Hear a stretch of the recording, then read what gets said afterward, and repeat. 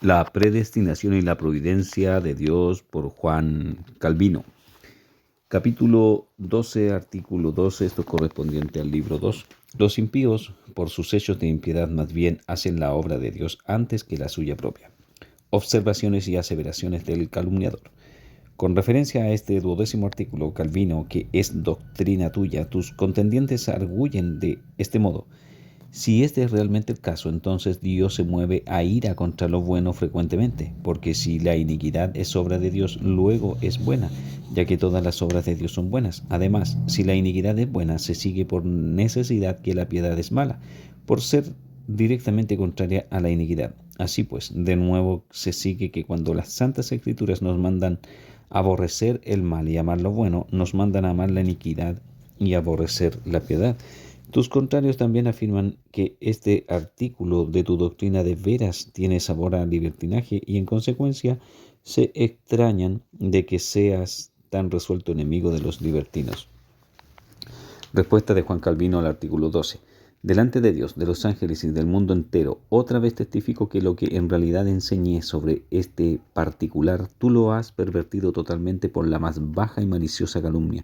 Si de veras te parece cosa absurda enseñar que los inicuos hacen la obra de Dios, traba la batalla de inmediato con Jeremías, el profeta de Dios, cuyas palabras son estas: maldito el que hiciere indolentemente la obra de Jehová, y maldito el que detuviere de la sangre su espada. 48:10. Las palabras la obra de Jehová evidente e innegablemente hablan de matanzas hostiles y desolaciones que tú seguramente calificarás de iniquidad, viendo que proceden de pura avaricia, crueldad y orgullo. A los caldeos los aguijoneaba su propia ambición y sed de saqueo, tanto que, haciendo caso omiso de toda justicia, se abrían camino por la rapiña y la matanza para lograr sus intenciones inhumanas. Pero como a Dios le plugo castigar valiéndose de los caldeos, la idolatría y la provocación de los moabitas, su depravación no alteró el hecho de que por sus impías manos ejecutaron los juicios de Dios sobre los moabitas. ¿De qué te sirven, pues, tus ladridos y gruñidos? ¿De qué te sirven tus profanas razones y argumentos de que, por lo tanto, la iniquidad es buena? Como si a Dios pudiera imputarse la iniquidad, porque por su admirable obrar encausa la maldad de los hombres hacia un fin y propósito diferente por completo del que los inicuos trazaron. No solo eso, sino que pretendes instalarme en la misma laya de los libertinos, los delirios de cuya secta he procurado exponer y confutar más que cualquiera otro, así que no necesito defenderme de nuevo en esta presente ocasión. Capítulo 13, artículos 13 y 14. Pecamos por necesidad con respecto a Dios, ya sea porque pecamos adrede o accidentalmente. Artículo 14, esto es calumnia 14. Cualesquiera sean las iniquidades que los hombres cometan por voluntad propia, esas iniquidades proceden también de la voluntad de Dios. Observaciones y aseveraciones del calumniador. Contra estos dos artículos, tus adversarios alegan los siguientes argumentos: si pecamos por necesidad, todas las exhortaciones son baldías evidentemente, y el profeta Jeremías, por lo tanto, dice en vano estas palabras al pueblo. Así ha dicho Jehová: he aquí pongo delante de vosotros camino de vida y camino de muerte. El que quedare en esta ciudad morirá a espada, de hambre o de pestilencia, mas el que saliere y se pasare a los caldeos que os tienen sitiados, vivirá y su vida le será por despojo. Jeremías 21, 8 y 9. Toda esta advertencia y amonestación es absolutamente vana. Repito, si por el estado y necesidad de las cosas, pasarse a los caldeos era una imposibilidad tan grande como tragarse una montaña.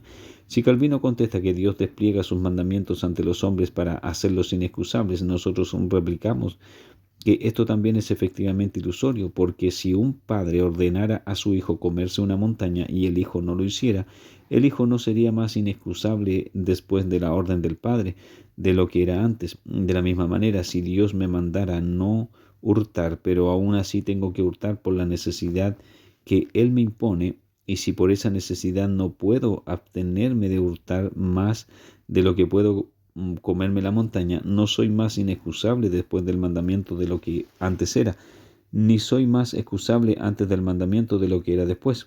En una palabra, el argumento de los oponentes de Calvino es que si esta doctrina es en realidad verdadera, un hombre es inexcusable aún antes de que Dios le ponga su mandamiento frente a los ojos, de donde se sigue que todo mandamiento que se dé con la intención de hacer inexcusable al ser humano es del todo superfluo e inútil.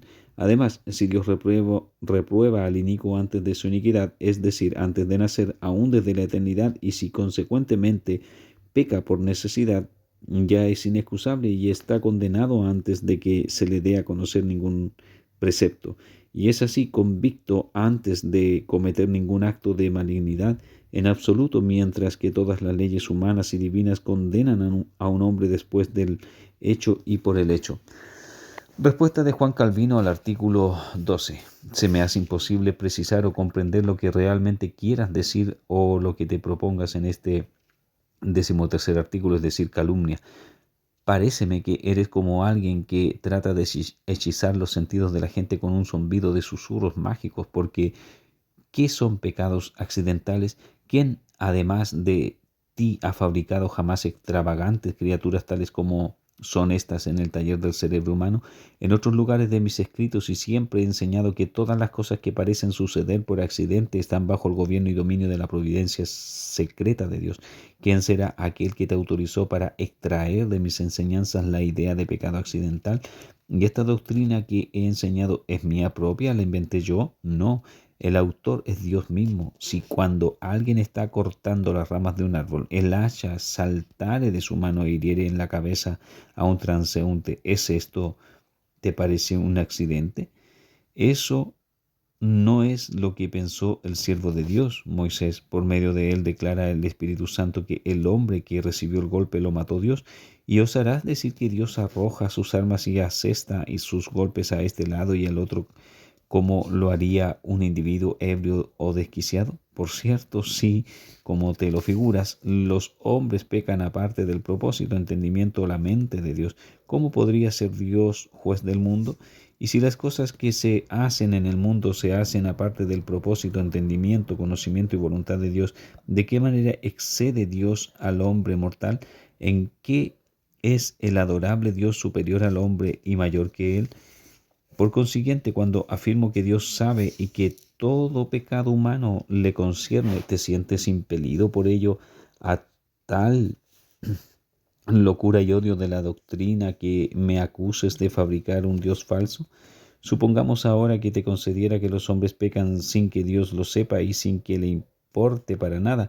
¿Qué Dios quedaría en el cielo o en la tierra en virtud de tal concesión? Más aún así, te figuras como jactancia ser un gran popular maestro, mientras que desposeyendo a Dios de todo interés en todas las cosas que los hombres hacen, sean pecados o no, y meramente concediéndole la dignidad del título de Dios como Lucrecio hizo con sus sueños, haces del Dios adorable nada más que un ídolo inerte e indiferente. Tocante a tus argumentos de que si los hombres pecan por necesidad, luego toda doctrina es superflua, todo precepto inútil, toda amonestación insustancial y todas las reprensiones y amenazas absurdas. Si el libro de Agustín sobre la compulsión y la gracia, dirigido a Valentino, no es suficiente para borrarte del cerebro estas objeciones frívolas, Dios nombró de modo especial a Agustín para discutir ese asunto. No vale la pena que me oigas ni una palabra más sobre esta sagrada materia. Además de esto, de tal modo les he arrebatado a Pigio y a tu maestro preferido, Sérveto, el agarre que tienen de esta calumnia, que los lectores enseñables y candorosos no requieren que les diga ni una palabra más para defenderme en este punto de mi testimonio. Solo voy a ofrecer unas breves palabras a las calumnias jactanciosas que contra mí diriges concerniente a esta doctrina fundamental que estamos tratando. Si no le permites a Dios mandar nada que rebase los límites de la comprensión natural de los hombres, cuando Él te llame a comparecer ante su tribunal, te hará ver con terrible sencillez lo que Él ha declarado, y no en vano por la boca de su apóstol, que ha consumado por su gracia aquello que era imposible para la ley. Romanos 8:3. Muy claro se ve que en la ley se promulga la justicia perfecta que Dios requiere para que esté a la mano y se muestre claramente ante los ojos de todos los hombres. Si los hombres solo tuvieran el poder de cumplir lo que Dios manda, Pero el apóstol explícitamente declara que lograr la justicia que la ley exige es de parte nuestra imposible. ¿En qué te fundas, pues, para contender con Calvino e injuriarlo por su doctrina en este punto divino? Si hurtas por necesidad, atendiendo ahora tu propio argumento, ¿te parece que serías menos excusable después de haberse decretado la ley que antes? Muy diferente es el concepto que Pablo tiene de sí mismo cuando confiesa que soy vendido al pecado, pero al mismo tiempo testifica que la ley produce ira, demuestra así que es inútil poner enfrente el escudo de la necesidad para defendernos, ya que la conciencia de cada uno lo condena de iniquidad voluntaria y deliberada.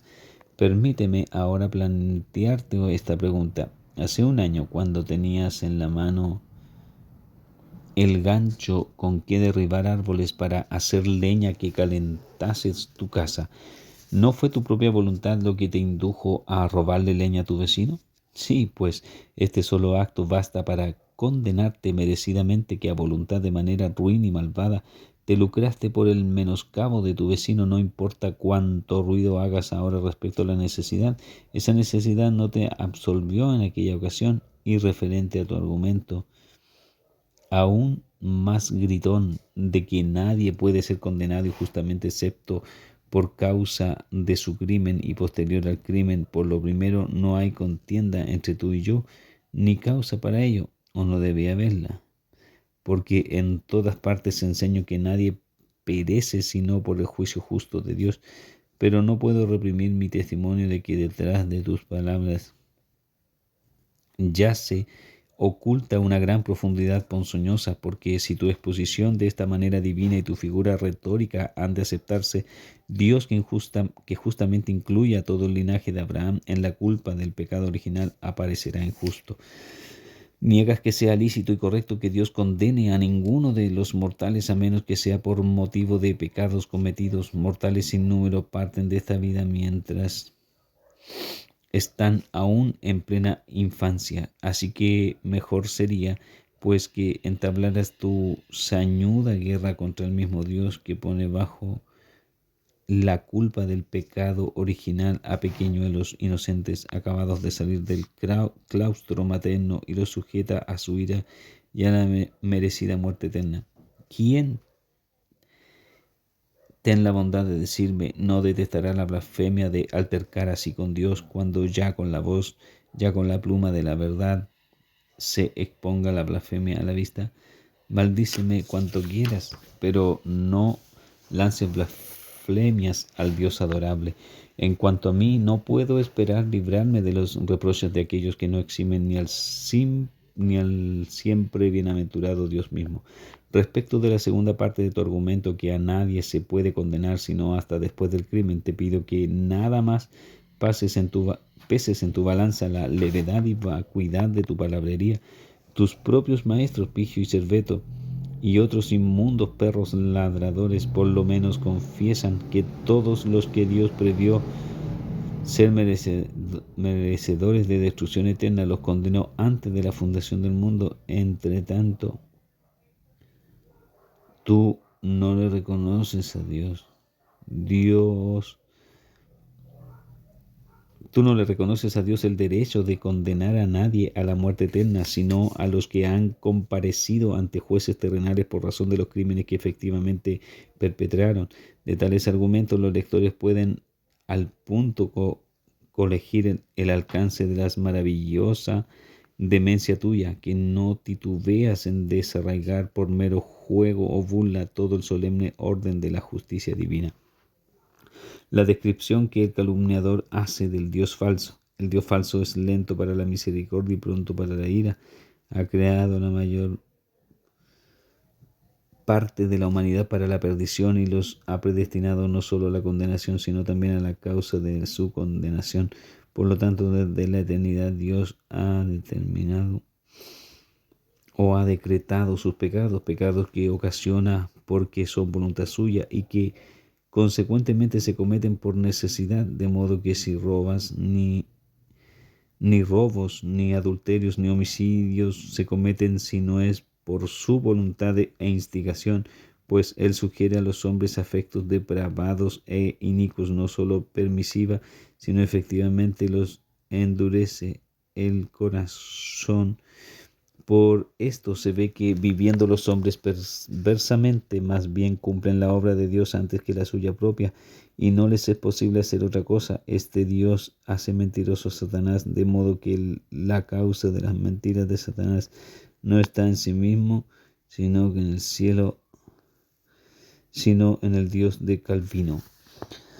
La descripción que el calumniador hace del Dios verdadero. No obstante, el Dios que la naturaleza, la razón y las santas escrituras evidencian patentemente contradice a este Dios de Calvino, pues está inclinado a la misericordia y es lento para la ira, y creó al primer hombre de quien proceden todos los otros a su imagen a fin de instalarlo en el paraíso y concederle vida eterna. Este Dios quiere que todos sean salvos y que ninguno perezca. Precisamente para lograr ese propósito envió a su Hijo al mundo para que su justicia sobreabundase allí donde el pecado del hombre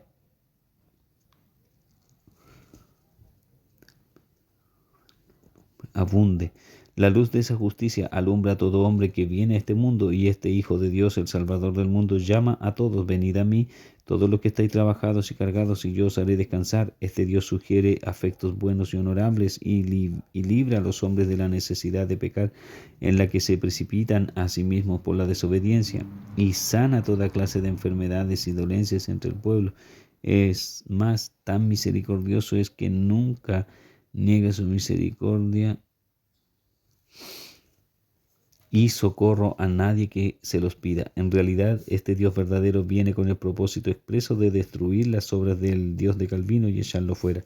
Pues bien, estos dos dioses, siendo por naturaleza contrarios, engendran hijos que también son contrarios. Los hijos de aquel falso Dios inmisericordia son soberbios, despiadados, envidiosos, sanguinarios, calumniadores, disimuladores, muestran una cosa en el rostro y llevan otra en el corazón, impacientes, impetuosos, maliciosos, sediciosos, contenciosos, ambiciosos, avaros, amadores de los deleites más que de Dios, en una palabra, llenos de afectos depravados e inicuos que su Dios les ha inspirado. En cambio, el otro Dios engendra hombres compasivos, modestos, afables, benévolos, beneficios, que aborrecen el derramamiento de sangre, sinceros, candorosos, que hablan la verdad desde la abundancia del corazón, apacibles, mansos, sosegados, que detestan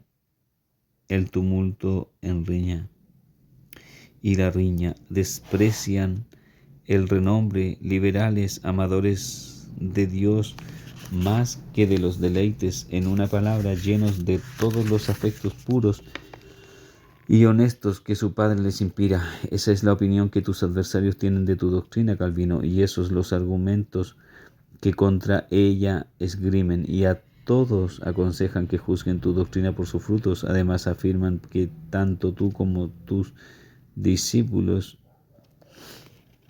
llevan fruto abundante de tu Dios, y que son en la mayor parte contenciosos, sedientos de venganza, siempre aferrados y atentos a los agravios que reciben, y llenos de innumerables vicios adicionales. Sobre tu Dios genera en ellos.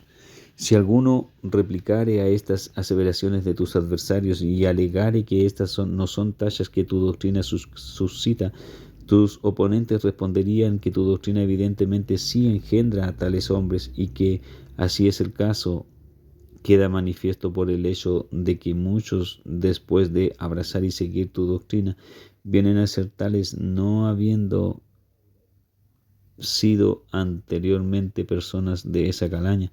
Dicen entre tanto que aquellos que creen la doctrina de Cristo siempre son ellos mejores, pero por el contrario aseguran que tu doctrina manifiestamente hace peores a los hombres. También aseveran que cuando tú o tus seguidores profesan una doctrina sana no se les puede creer. La verdad es que hubo una vez en que yo mismo favorecía tu enseñanza y hasta la defendí, aunque en realidad no la entendía claramente. Tan alto concepto tenía de tu autoridad que me parecía que el mero albergar en un pensamiento contrario en un era un verdadero crimen, pero ahora, después de oír los argumentos de los que se te oponen, no tengo nada que contestar a sus conclusiones y demostraciones. Es cierto que tus discípulos intentan responder en defensa tuya, y cuando pueden encontrar algunos que te favorecen, entre ellos se ufanan para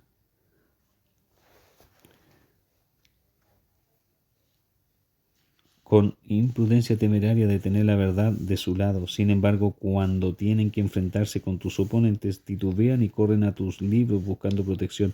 Pero lo que allí hayan es demasiado flojo para sostenerlos. Tu razonamiento es tan débil y en gran medida tan defectuoso que tan pronto como sueltan tu libro de la mano, sueltan tu razonamiento de la memoria, y por ende no logran convencer a tus adversarios. Por otra parte, los argumentos de tus contendientes son claros, poderosos y rápidamente se confían a la memoria. Así que los analfabetos a esta clase pertenecían los más de los que seguían a Cristo. Al punto pueden entenderlos. De ahí resulta que la mayoría de tus discípulos pueden entenderlos. De ahí resulta que la mayoría de tus discípulos dependen más de tu autoridad que de un sano juicio. Descubriendo que no pueden vencer a sus adversarios con argumentos, los tienen por herejes e intolerantes, rehuyen su compañía y aconsejan a todo el mundo hacer lo propio. En cambio, yo, que siempre he sido de la opinión de que lo que se dice, no la persona que habla, debe ser el objeto que se ha de tomar en cuenta, juzgo que a todos debemos oír y que todo lo que se dice debe probarse cumplidamente, y lo que sea bueno debemos recibirlo y retenerlo. Por lo que Calvino, si puedes sacar algunos argumentos que sean verdaderos, claros y juiciosos, con los que uno pueda refutar a tus antagonistas, y exhíbelos ante todos nosotros, te ruego, para que así demuestres que en realidad eres un defensor de la verdad. Tú sabes lo que está escrito: yo os daré palabra y sabiduría, la cual no podrán resistir ni contradecir todos los que se opongan. Lucas capítulo 21 versículo 15. En cuanto a mí mismo, donde quiera que pueda hallar la verdad, estoy dispuesto a seguirla y a exhortar a los demás a adoptar el mismo curso. Si acaso te has equivocado, pues todos somos humanos, te suplico, Calvino, que des gloria a Dios haciendo una confesión plena. Tal acto de tu parte sería más noble e impulsaría tu fama más que el perseverar en el error. Pero te ruego que no te llenes de enojo conmigo por esta carta, de la cual nada tienes que recelar si eres justo y verdadero. En primer lugar, porque es para tu propio beneficio que te amonesten los argumentos que en ella te presento. En segundo lugar, puesto que crees, según dices, que todo lo que se hace por necesidad, tienes que creer que esta carta también la escribí por necesidad. Que te vaya bien. Respuesta de Juan Calvino a los artículos 13 y 14. Ahora solo me resta vindicar la gloria del Dios verdadero y eterno de tus maldiciones y blasfemias profanas. Tú te ufanas diciendo que yo pongo delante de los hombres al diablo en el lugar del Dios verdadero. Mi defensa nada más tiene que ser breve y global. Todos mis escritos testifican patentemente que nunca me he propuesto otra meta o propósito o ferviente plegaria que el que todo el mundo se dedique a Dios con todo temor, con reverencia y santidad, que todos los hombres cultiven en buena conciencia y la equidad entre sí y para con los demás, y también que mi propia vida corresponda con mi doctrina. No voy a desairar y deshonrar la gracia de Dios comparándome contigo o con tus camaradas, cuya pretendida vida irreprochable consiste en una mera apariencia externa rastrera. Me limito a observar que si algún juez arbitrador, imparcial e íntegro viniera a juzgar entre nosotros, admitiría de inmediato que una santa reverencia a Dios distingue tanto mi lenguaje como las costumbres de mi vida, y con igual presteza confesaría que cualquier cosa que de ti procediera exhalaría temor y pavor, cosas que los piadosos desprecian y de las que se ríen. Pero a fin de examinar con la mayor brevedad tus mezquinas calumnias, ¿quién o qué puede ser más profano que tú al contender que Dios se muestra lento para la misericordia y pronto para la ira, si ha predestinado a la mayor parte del mundo a muerte eterna? Aún una cosa es cierta, y es que no importa qué clase de Dios puedas fabricarte o imaginarte, el único y adorable Dios debe ser adorado y es adorado por todos los piadosos, el Dios que por más de 2000 años dejó a todo el género humano excepto la familia de Abraham vagando en oscuridad total para destrucción de sus almas. Si estás dispuesto a acusar a Dios de crueldad porque condescendió a bendecir con la luz de la vida a una sola familia de la tierra, entre tanto que por voluntad suya naciones sin número permanecieron durante los mismos 2000 años sumidas en las tinieblas de la muerte de sus almas, una pregunta proveerá respuesta solemne a toda indagación del profundo misterio. ¿Cómo es que naciones enteras no fueron destruidas cada día hasta que no hubiera más gente? ¿Cómo es que el mundo no fue destruido 100 veces cada año si tal cosa fuere posible? ¿Cómo es que durante esos 2000 años se manifestaron tantas evidencias de la paciencia y de la misericordia de Dios para con los hombres? Aún el mismo apóstol Pablo, habiendo aseverado que los vasos de ira fueron preparados para destrucción por el decreto secreto y eterno de Dios, no olvida ni vacila en alabar su paciencia y longanimidad. Sí, pues el testimonio del apóstol no te satisface, me parece que alguien humilde como yo puede sin mayor cuidado desatender todo tu rezongar y contra mi doctrina. Dios, sin embargo, no necesita mi endeble defensa. Él es ahora y en el último día será poderoso vengador de su propia justicia, aun cuando todas las lenguas sucias del mundo entero ah, aunaran sus esfuerzos para nublar esa justicia con oscuridad y confusión. Así que puedes continuar con tu pandilla de espíritus afines lanzando tus blasfemias al cielo mismo. Sin duda alguna les caerán sobre sus propias cabezas. En lo que atañe a tus viles denuestos puedo sobrellevarlos con paciencia y sin dificultad, con tal que no toquen al Dios siempre bendito cuyo siervo soy. Te desafío a comparecer ante su tribunal, donde un día deberás presentarte, para que se muestre como un día se mostrará justo, vengador de su doctrina, contra la cual tú tan furiosamente embistes en mi débil persona. Con respecto a la descripción que haces de la naturaleza del Dios verdadero, juzguen los lectores cuán apropiado sea tu argumento acerca de el ser divino, partiendo de tu absurda proposición de que el inicio de todo verdadero conocimiento de Él emana del sentido común, que existe un Dios es una verdad que el común consentimiento de todas las naciones y de todas las épocas acepta, porque el germen y principio de ese conocimiento lo imparte la naturaleza a la mente de todos los hombres. Pero aquello que Dios es, ¿cómo podrá la razón definirlo? Razón que por la potencia de su propia vista nada puede sino hacer de la verdad una mentira y adulterar cuanto de luz y de entendimiento posean la verdadera religión y la fe. El Espíritu Santo nos manda a hacernos insensatos si es que de veras queremos ser escolares de la doctrina celestial, porque el hombre animal no puede recibir ni gustar nada de la sabiduría divina. Directamente al contrario, tú harías que la razón humana y el sentido común formaran un juicio del gran Dios adorable. Y no solo quisieras erigir la razón, que por ser ciega siempre extingue la gloria de Dios en dirección y guía, sino que exaltarías esa nación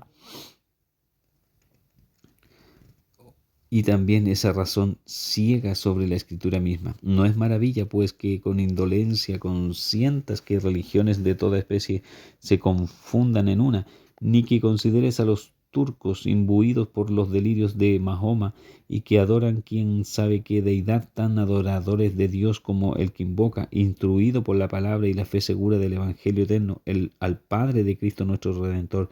Que tú no patrocines seriamente a los infieles es un hecho que tus sonrisas sarcásticas proclaman abiertamente, las cuales dejan ver que crujes los dientes ante los artículos más sencillos y santos de nuestra fe.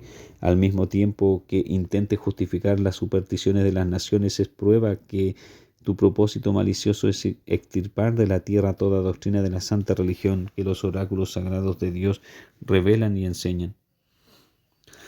Por otro lado, partiendo de esta misma razón humana, madre de todos los errores, das forma a ese Dios tuyo que quiere, aparte de cualquier elección o predestinación de su parte, que todos los hombres sean salvos. ¿No tiene acaso la palabra elección, que con tanta frecuencia encontramos en las Escrituras, ningún significado?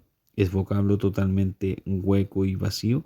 ¿No significa nada la ley, los profetas y el Evangelio cuando por todas partes proclaman con voz diáfana que todos aquellos que el eterno designio de Dios escogió antes de la fundación del mundo fueron iluminados para salvación? Repito, es el testimonio unánime y armonioso de la ley, los profetas y el Evangelio totalmente insustancial cuando vocean exentos de toda ambigüedad que la fuente y causa de la vida eterna es el amor gratuito de Dios, por el cual ama y abraza no a toda la humanidad, sino a aquellos de entre la humanidad a quienes le place. ¿Qué te aprovechará ulteriormente, te ruego, me digas, bramar 100 veces contra esta verdad? Escandilas la vista de los ignorantes e indoctos, poniéndoles ante los ojos como si fuera una nube radiante tu doctrina de que Dios quiere salvar a todos. Pero si estas palabras del apóstol no guardan perfecta armonía con la elección por la cual Dios predestinó a sus hijos para vida eterna, permíteme hacerte esta pregunta: ¿cómo es que Dios, si quería salvar a todos, no reveló a todas las naciones y a todos los hombres el camino de la salvación?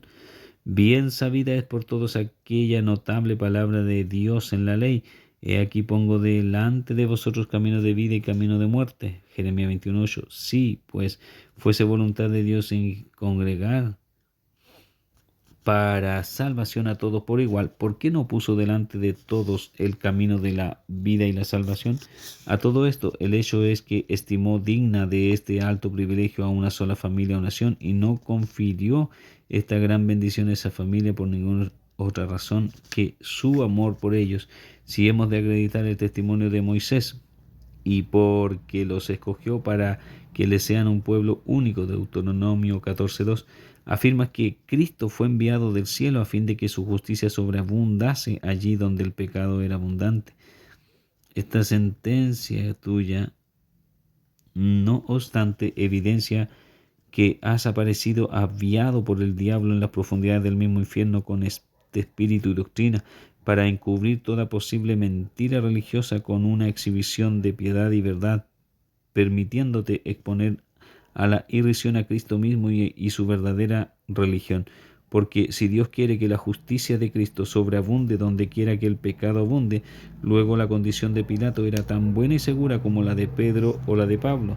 Pero por no decir nada de Pilato, Pablo declara que entre la justicia de Cristo y la fe del Evangelio jamás podrá haber separación. ¿Y qué evangelio había?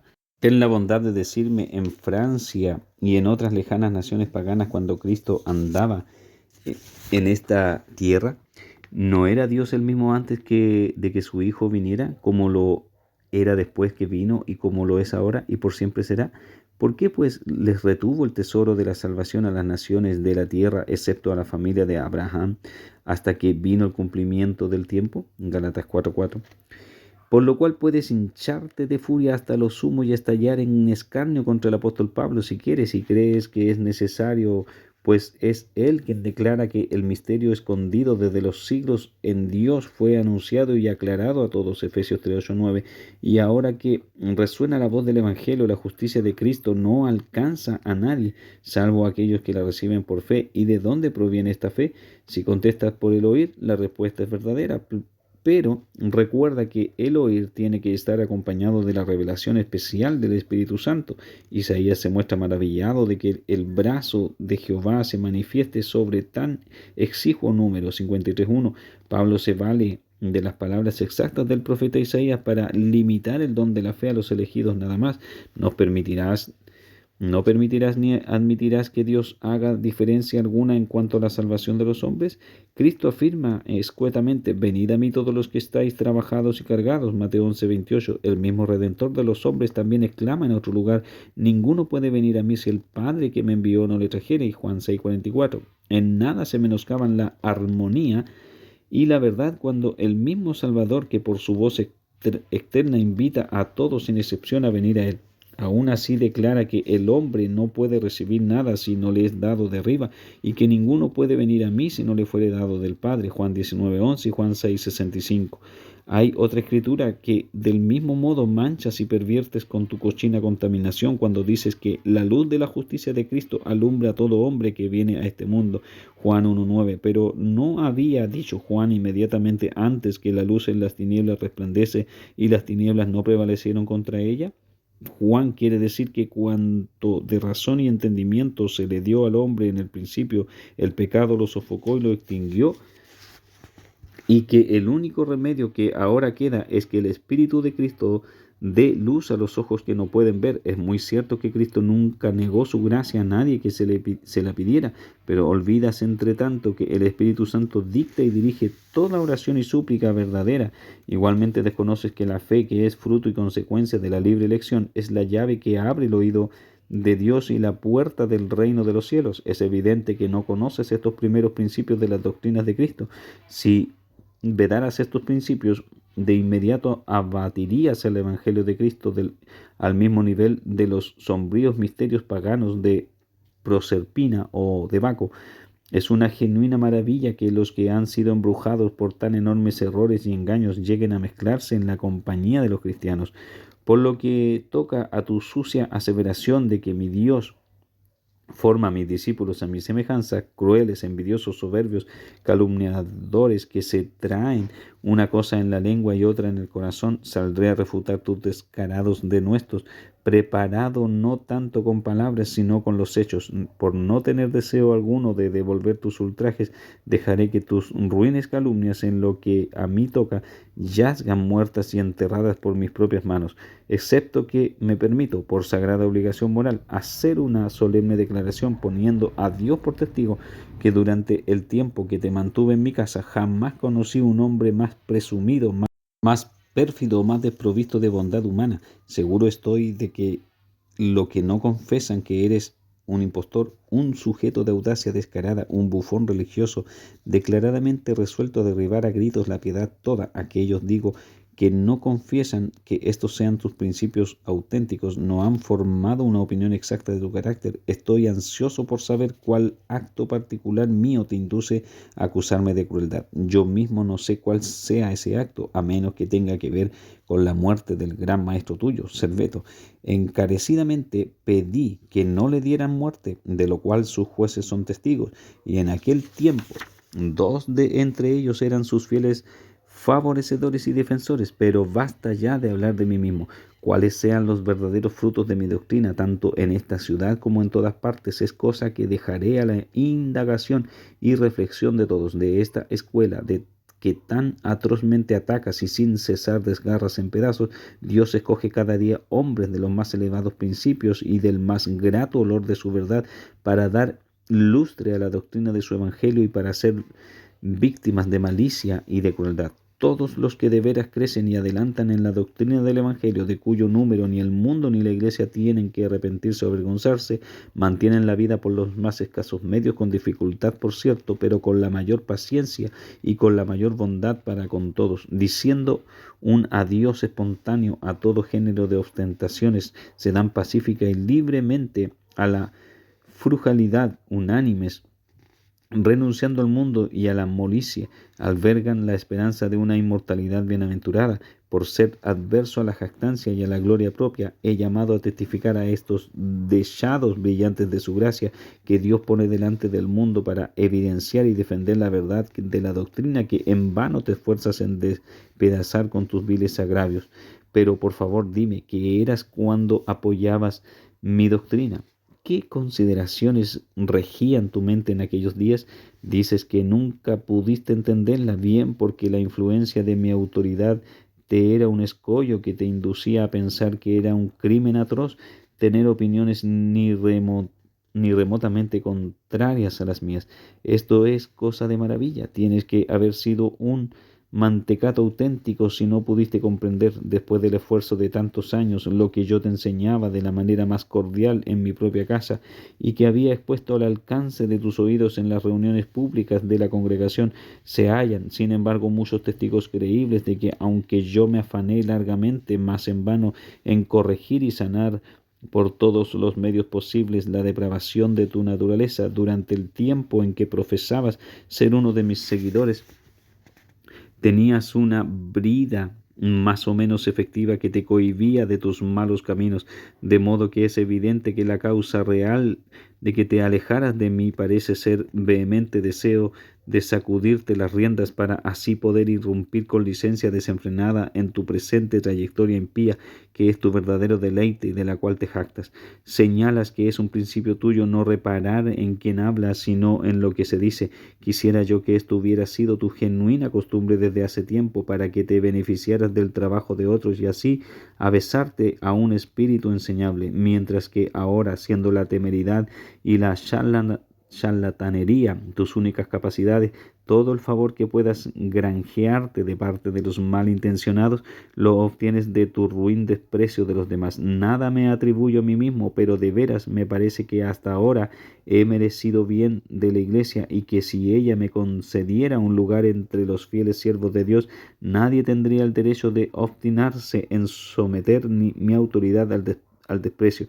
Si hubieras aseverado que un escaso número de ignorantes esperaban mi señal de aprobación, o estaban pendientes de mi opinión, o que mi fama y autoridad ejercían dominio sobre ellos, entonces tu calumnia tal vez hubiera poseído algunos visos de la verdad. Mas ahora, ya que conviertes en notoria desgracia mía el que mi doctrina no satisfaga ni agrade a los iletrados, ¿quién te parece que te creerá si dices que solamente los doctos y talentosos gustan de mis libros y que de allí obtienen su sabiduría? Y no solo eso, sino que los intimida mi autoridad de tal modo que no ensayan establecer un propio juicio. Si así son las cosas, vamos a demostrar que por tu propia autoridad que nada puede reputarse como cierto correcto, sino aquello que la multitud ignorante tenga por digno de aplauso. Con respecto al sagrado caso en cuestión, estoy seguro de que por este medio te he dado respuesta idónea, para que todos los lectores de juicio cabal logren percibir prestamente que no estoy destituido del todo aquel bendito espíritu que da boca y sabiduría. Si todavía estás decidido a oponer resistencia a esa boca y sabiduría, todo lo que podrás conseguir es sufrir desgracia y confusión correspondiente con tu terquedad.